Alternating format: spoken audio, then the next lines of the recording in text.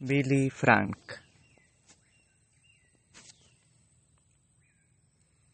Los primeros dolores se hicieron sentir cuando el reloj del vestíbulo anunciaba el inicio del 7 de noviembre de 1918. Durante la larga noche y el aún largo día, Marrow Graham estuvo en trabajo de parto para dar a luz a su primer hijo. Finalmente, cuando la luz comenzó a desvanecerse sobre un cielo de fines de otoño, William Franklin Graham Jr. se hizo oír, procurando captar la atención del mundo, motivados más por un profundo deseo de buscar la voluntad de Dios, que por alguna premonición de grandeza. Frank y Marrow Graham esperaban y habían orado fervientemente al respecto que su hijo primogénito, Billy Frank, pudiera un día sentirse escogido por el Señor del universo para una tarea especial. Un contingente considerable de granjeros arrendatarios ayudó a los Graham a construir uno de los mayores tambos del área, con 65 vacas y 400 clientes regulares. Así que Frank instaló a su familia en un hermoso hogar de ladrillos estilo colonial que contaba con plomería interna. La granja de los Graham semejaba un cuadro del calendario del norteamericano rural, con sus graneros rojos con bordes blancos, sus altos silos y sus cosechas de maíz, y heno crecido hasta la altura de los cercos. Para evitar que el trabajo de la granja desgastara a su esposo, Frank consiguió instalar agua y electricidad. Aún así, Marrow tuvo que llevar su parte de la carga, levantándose temprano para preparar el desayuno de las 5 de la mañana para aquellos que ordeñaban, cocinando todo el día en una estufa a leña para las manos extra que se necesitaban en el campo durante la temporada de cosecha, y preparando cientos de frascos de frutas y vegetales por año. Billy Frank a veces probaba la paciencia y los nervios de su madre con su constante correr y pasar zumbando por toda la casa, aparentemente imperativo antes de que se inventara este término. Atravesó por su temprana infancia a toda velocidad, volteando alegremente cestos con huevos a su paso, golpeando los platos de la mesa de la cocina, arrojando una cómoda que se destrozó por las escaleras y tirándole piedras a un automóvil que pasaba. Todo eso más por el simple deseo de ver qué efecto producían sus acciones, que por un obvio sentido de maldad. Tanto su madre como sus hermanos lo recuerdan como un niño feliz, entregado a las travesuras corrientes y bendecido con una habilidad extraordinaria para agradar y resultar encantador. La primera frase que articuló: "Aquí viene el dulce de papá", remandaba la entonación con lo que su madre lo representaba a él ante el mundo, y presagiaba la dulzura amable y optimista que le allanaría el camino a través de la vida. En el hogar de los Graham, sin embargo, no todo era dulzura. Frank y Marrow tenían a sus hijos Billy Frank, Catherine, Malvin y Jean, sujetos a una férrea disciplina. Una simple directiva los llevaba a la obediencia en la mayoría. La picazón producida por el cinturón de Frank cientos de veces durante los primeros 12 años. Cuando los Graham se casaron, dedicaron esa unión a Dios leyendo la Biblia, llorando juntos en su noche de bodas y manteniendo el altar familiar cada noche en su lugar. Desde el comienzo, los Graham asistieron a la iglesia presbiteriana reforzada, asociada, una pequeña secta cuyo calvinismo indoblegable incluía la completa aceptación de la verdad literal de la Biblia y una adhesión completa a la confesión de fe de Westminster del siglo XVII, Marron le repetía versículos bíblicos a Billy Frank para que penetraran en sus mentes mientras le frotaba la espalda en la bañera. Como era lógico, el primero que le enseñó fue el gran texto dorado de la evangelización, Juan 3:16, porque tanto amó Dios al mundo que dio a su Hijo unigénito, para que todo aquel que en él cree no se pierda, sino que tenga vida eterna. Ella también tenía un calendario en las Escrituras sobre la pared de la sala en que desayunaban, y cada mañana arrancaban un versículo que los niños debían memorizar antes de ir a la escuela o en el verano. Antes de salir a jugar, la oración acompañaba todas las comidas y cada noche, luego de la cena, la familia se reunía en el salón familiar para llevar a cabo otros devocionales. Marrow leía la escritura y diversos materiales que fueron de inspiración a Frank, oraba, los niños apenas tuvieron la edad suficiente, recitaban o leían versículos y elevaban oraciones simples a los 10 años. Cada uno de los niños memorizó el catecismo breve, una maravilla de la pedagogía que incluía el mismo corazón de la teología calvinista en 107 preguntas concisas y respuestas autoritativas. Aunque de ninguna manera era gris y sombría la religión de tal como se practicaba en casa de los Graham, tendía a abrirse camino a través de las reglas que se debía cumplir, y la fuerza que los motivaba era el terror a lo que se debía temer. Si bien lo estricto de su crianza le dio un toque grave a Billy Frank, no quebró su espíritu ni le quitó vigor. Desde muy temprano aprendió a canalizar la agresión a través de bromas prácticas y a disipar el enojo por medio de su eterna y desbordante afabilidad. Un compañero de clase recuerda: él demostraba con tanto entusiasmo que le gustaban todas las personas, que a todas las personas tenía que gustarle a él.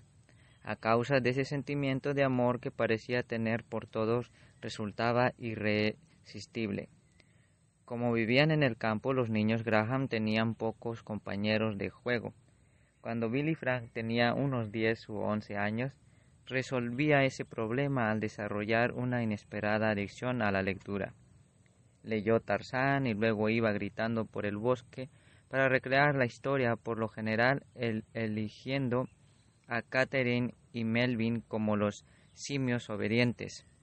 Se dejó llevar por la sabiduría grandilocuente de Sane Grey y exploró tierras distintas como con Marco Polo y con la ayuda de una edición abreviada de la obra clásica de Gibbon que Marrow encontró en una librería de usados, logró seguir la historia de la declinación y caída del Imperio Romano. Antes de cumplir los 14 años, Marrow también le consiguió la biografía de predicadores e historias de valientes misioneros en tierras lejanas, de las que el muchacho parecía disfrutar. Los cientos de horas que pasó con libros en el granero, en su dormitorio del piso de arriba, grandes y abarrotadas de cosas, y más frecuentemente acostado de espaldas en el piso de la sala, de estar con piernas apoyadas sobre una silla y mordisqueando las uñas. Lograron muy poco en cuanto a mejorar su desempeño mediocre en la escuela, pero el haber estado expuesto a muchos más allá de Piedmont despertó en él una fascinación permanente por lo desconocido y un deseo de explorar nuevos territorios. Su hambre de aprender también produjo a él la capacidad permanente de escuchar con atención cuando otros hablaban. Cada vez que venían invitados de visita, él procuraba la silla más grande que estuviera disponible y se sentaba mudo y con los ojos bien abiertos, mordiéndose las uñas y absorbiendo cada frase. Al crecer, Billy Frank se convirtió en un integrante más de la mano de obra del tambo. Se levantaba a las 2:30 o 3 de la mañana para ordeñar las vacas, y cuando regresaba a la escuela recogía y amontonaba el heno antes de tener que ordeñar otra vez. También trabajaba en los campos durante los veranos cálidos y húmedos. A Malvin le entusiasmaban esas tareas y se apegó a su padre desde su más temprana niñez, dispuesto a asumir su lugar mucho antes de poder hacer eso. Le agradaba a Frank Graham, que se sentía un verdadero hombre. Debería trabajar con sus manos, trabajar duro y disfrutar de ello. Billy Frank hacía lo que se le mandaba, pero solamente porque se le ordenaban, para terminar con la tarea y regresar a la casa tan pronto como le fuera posible. Se convirtió en el que ordeñaba más rápido en la granja, pero nunca llegó a considerar la labor manual como inherente virtuosa. Sin embargo, aprendió y pudo cosechar los beneficios de su diligencia. Cuando la adolescencia arremetió contra él, Billy Frank se abocó con entusiasmo a sus dos principales atracciones, el béisbol y las chicas. Durante varios años pasó la mayor parte de sus horas diurnas libres en el campo de juegos y soñando con las grandes ligas, pero el deseo no podía compensar las carencias de varias habilidades fundamentales, en particular la del golpe. Jugó en primera base en el equipo de la secundaria durante una temporada.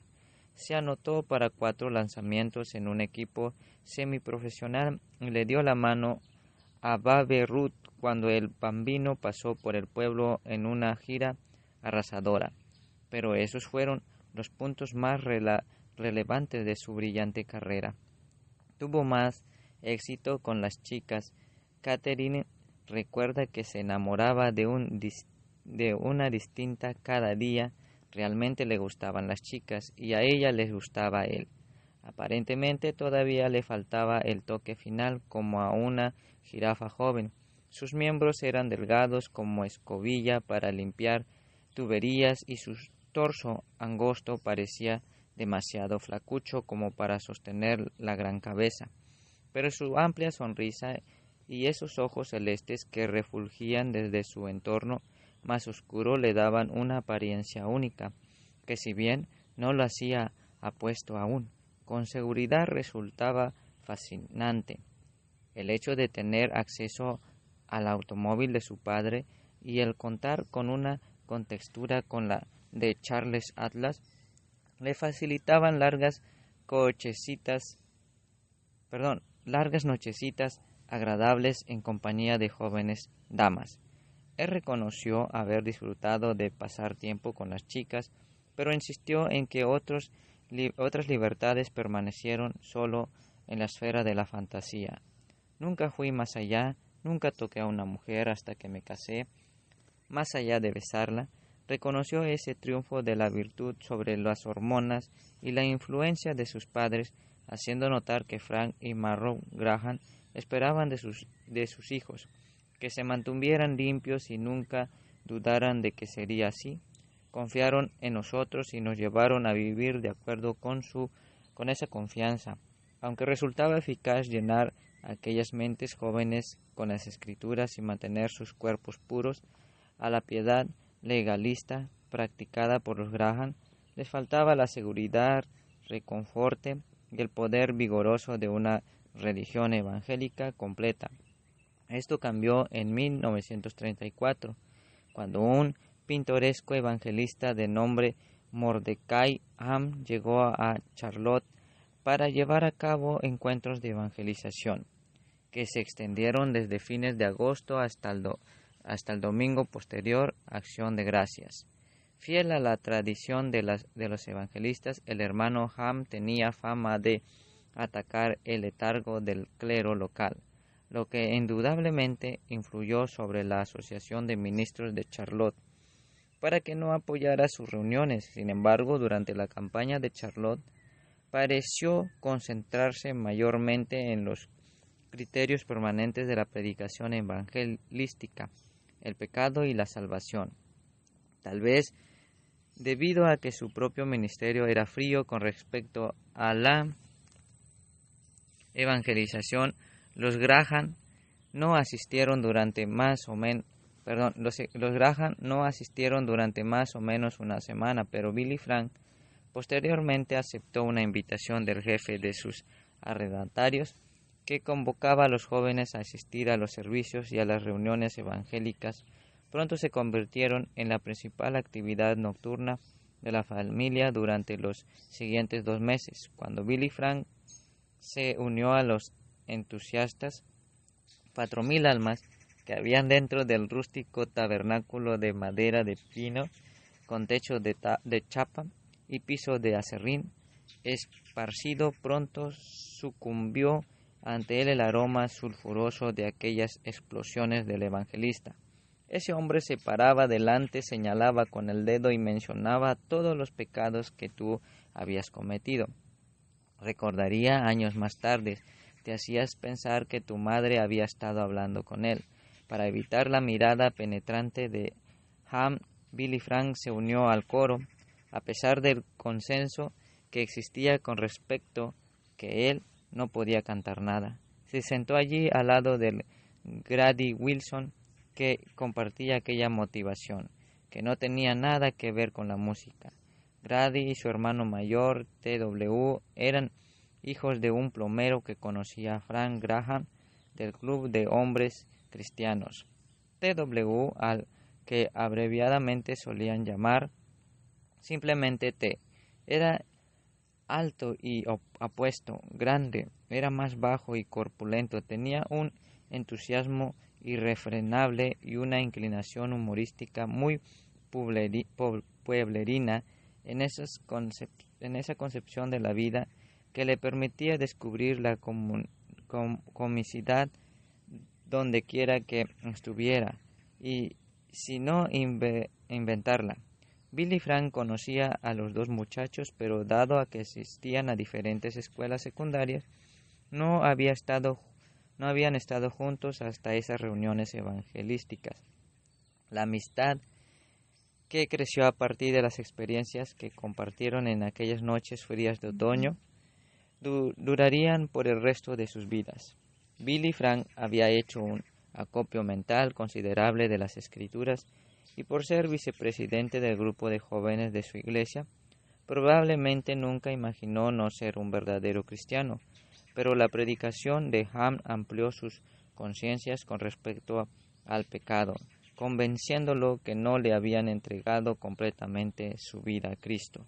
Finalmente, cuando el evangelista hizo su llamado, y mientras la congregación cantaba un himno de invitación cuyas palabras finales eran casi creyendo, casi pero perdido, Billy Frank Graham y Grady Wilson pasaron delante para registrar una decisión cambiaría sus vidas para siempre. Decisión es la palabra apropiada, tal como Graham lo había relatado a más de una de sus audiencias.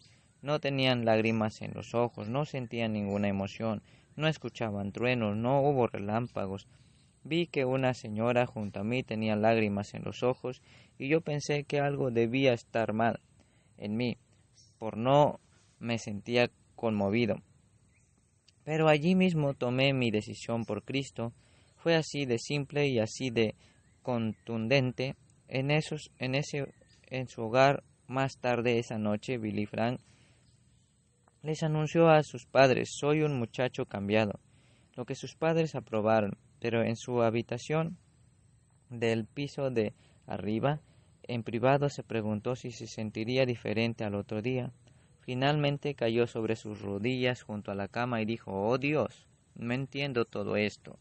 No sé qué es lo que me está sucediendo, pero hasta donde puedo ver que me he entregado a ti, dado que en verdad no tenía pecados impactantes que repudiar. Tomó nota mentalmente de las modestas mejoras que estaba a su alcance. Mostrar más seriedad con respecto a su trabajo en la escuela, tener una consideración mayor por los demás, prestar atención al estudio bíblico y a la oración, y lo más importante, asumir la determinación de manifestar esa marca distintiva de los cristianos evangélicos dar testimonio de las buenas nuevas. La nueva entrega de Billy Frank no disminuyó del deleite que sentía por la compañía de las muchachas, ni refrenó su gran entusiasmo por correr con el Plymouth de su padre por carreteras secundarias o conducirlo justo hasta pegarlo a la acera.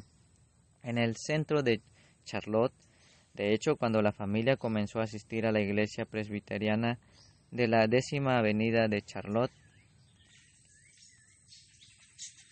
un grupo de jóvenes devotos que se denominaba Lip Service Band declinaron presentar su solicitud de membresía, allí en base que Billy Frank era demasiado mundano. En la escuela sus notas mejoraron un poco, pero tuvo que volver a dar un examen final para poder graduarse. Un observador objetivo podría haber llegado a la conclusión de que la conversión de Billy Frank era superficial, pero él insistía en decir, muy en lo profundo de mí yo sabía que algo era diferente. Comencé a contarles a otros lo que me había sucedido. Comencé a desear leer la Biblia y orar. Me apropié de un pequeño himnario y empecé a memorizar aquellos himnos. Los recitaba porque no era bueno cantando. Como señal de la nueva madurez que buscaba, descartó el segundo de sus nombres. El sentido que el doble nombre tenía un halo juvenil, como si se apoderara. Sonny Boody Jr., sin embargo, todavía no pensaban en una carrera como predicador, aun cuando los muchachos Wilson y varios otros jóvenes, influidos por Mordecai anunciaron su intención de entrar en el ministerio, pero estaban impresionados por el esfuerzo que realizaban sus amigos y se sentía fascinado por los predicadores itinerantes que pasaban por Charlotte de tanto en tanto y que ocasionalmente se hospedaban en el hogar de los Graham. Él escuchaba extasiado sus exposiciones, atrapado por sus emociones historias e imitaba los estilos que ellos usaban en el púlpito ante el espejo, pero la idea de sumarse a sus filas estaba aún distante en el horizonte como una nube no mayor que la palma de la mano de un hombre.